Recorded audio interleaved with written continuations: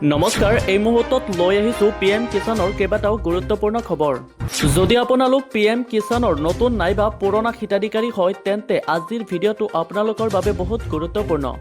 PM Kisan আঁচনিৰ পৰৱৰ্তী ধন লাভ কৰিবলৈ হ'লে আপোনালোকে অতি শীঘ্ৰেই কৰিব লাগিব এইকেইটা কাম।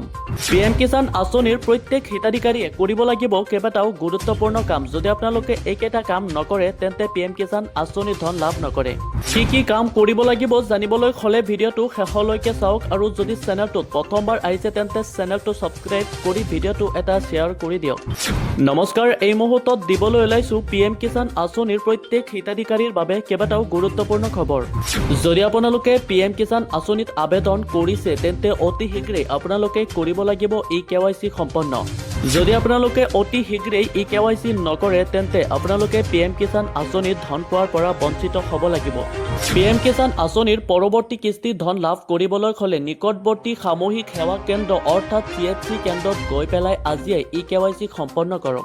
আপোনালোকে CHC চেণ্টাৰত গৈ পেলাইও KYC সম্পন্ন কৰিব পাৰিব নাইবা প্ৰতিটো পঞ্চায়তত অনুষ্ঠিত খেত বচাও অভিযানত KYC সুবিধা উপলব্ধ থাকে। লগতে পিএম কিষাণ আঁচনিৰ ধন লাভ কৰিবলৈ হ'লে আধাৰ কাৰ্ডৰ সৈতে মোবাইল নাম্বাৰ সংলগ্ন থাকিব লাগিব।